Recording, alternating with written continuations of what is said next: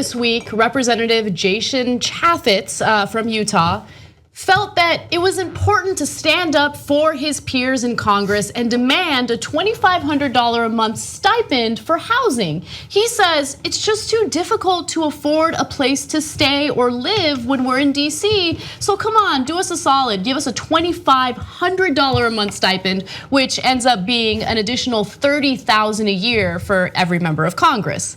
Now, Naomi LaChance, who's one of our investigative reporters, thanks to you guys and your support of the show, investigated how Chaffetz responded and reacted to the housing crisis in Utah, in his own state. And as you can imagine, he had very little sympathy for those who were unable to provide a roof for their families or had to cram several people in a one-bedroom place. Now, here's what he had to say earlier this week to The Hill. He said, "I flat out cannot afford a mortgage in Utah, kids in college, and a second place here in Washington, DC. Keep in mind that his salary is $174,000 a year and his net worth is over $500,000. But hey, we gotta cry for him. He's having a really tough time." Now, keep in mind that Utah is short 47,180 homes for low-income families, and 68% of the state's extremely low-income residents have severe difficulty affording housing, and that's according to the National Low-Income Housing Coalition. Also, Utah's minimum wage is only $7.25 per hour, or a whopping $15,000 annually. A person on that salary would have to work 76 hours a week to be able to afford a small one-bedroom apartment in Utah. Hey, I mean, how many hours are there in a week? 24 hours a day times 7? What was that? It's 168 hours in a week? That's like less than half. Bootstraps. Yeah. Shut it. So let's just give context here. Remember, the stipend that he asked for people who are already making $174,000 a year is an extra $30,000 post-taxes, okay? So pre-taxes is like roughly 40,000, 42,000, whatever it is, right? That's it. And the minimum wage right now, if you work a full-time job, you're not a bum, you're working 40 hours a week, full-time job. In Utah, it gets you $15,000. Forget the tax implications. $15,000, he asked for a free $30,000. Twice what you would make. You'd have to have 2 full-time minimum wage jobs in Utah to just make enough money that Chaffetz thinks should be his stipend for his second home in Washington. And let me clarify something about the taxes, because I think it's important. So there's a difference between regular taxable income and stipends. Stipends are not usually taxed the same way other income is. You don't have to pay things like Social Security tax and things like that. You do have to pay federal taxes, but again, you would pay less taxes if it comes in the form of a stipend. I don't know if he did that intentionally, but considering how disgusting he is, I wouldn't be surprised. Well, there are 2 reasons to do it that way. One, as you say, it actually makes the value of the money a little bit more. You presumably can only use it for housing, though. And then secondly, it's not called a pay raise. It's called a stipend, so it politically plays better. But where you're wrong, Cenk, is that this isn't about Jason Chaffetz. It has nothing to do with him. He's the guy who they sent up there to do it because he's quitting. Yes. So he's not going to be harmed by it. He can put his name behind it. That's the only reason why he's doing it. He's the guy their Republican colleagues had sent out, see if we can get this more money. And then if it fails and it's an embarrassment, well, who cares? You're quitting, makes no difference. It's amazing. He's the willing fall guy on this. And to me, the most important part of it is they haven't taken a second to consider their voters. So if you considered your voters, you'd be worried about those 47,000 people missing homes in Utah. You'd be worried, hey man, how is this gonna look? I'm asking for twice what the minimum wage would get you for a whole year just for my housing stipend for one of my houses. That looks pretty damn bad, right? But to him, they think like, what? How am I gonna live in a nice place in Washington without an extra $2,500? So how could I, like, what's the big deal? All my friends are even richer than I am. And by the way, that's true in Congress.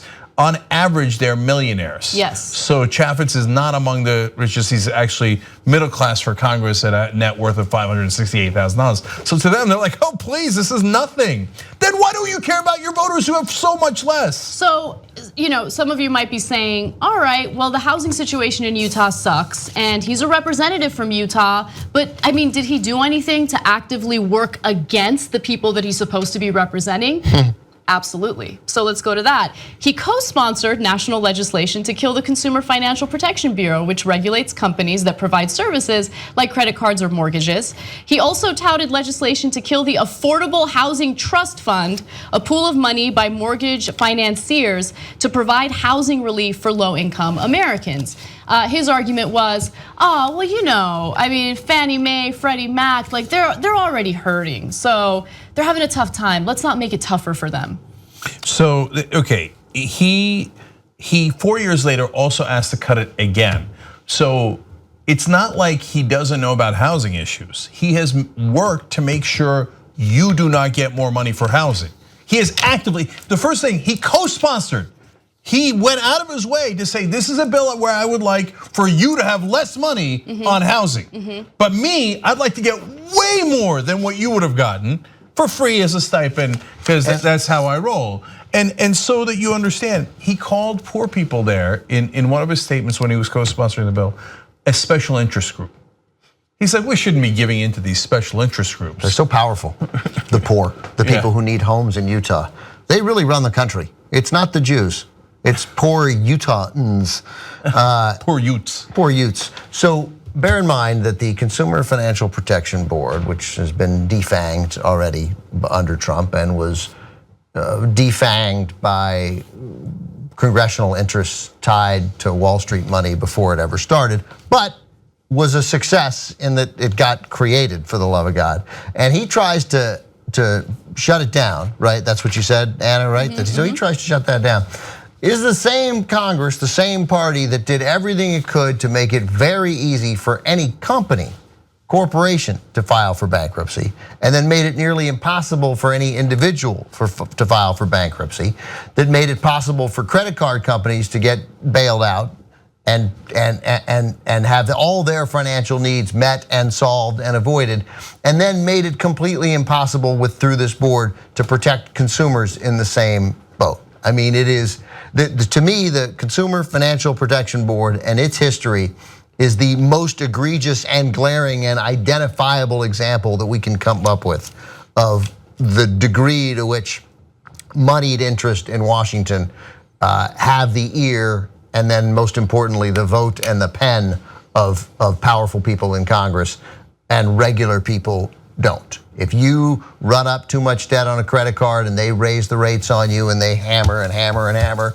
this Congress, previous Congresses, led by Republicans with the help sometimes of Democrats, certainly without the stand-up nature of some Democrats, you can't do a damn thing. They'll say, well, it was in the print, you signed for the credit card. That's it. A company does it, no problem.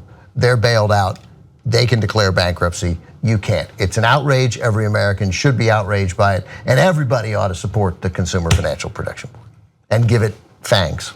These guys don't represent you, they represent their donors. Wolf-pack.com. We're not the Young Turks, you're the Young Turks. You power this show. Together we built something amazing. We've broken stories like the Donna Brazile story the mainstream media wouldn't break. We built the studio, we built this network, it's now #1, all thanks to you guys. Let's come build it even bigger and stronger. TYTnetwork.com/join.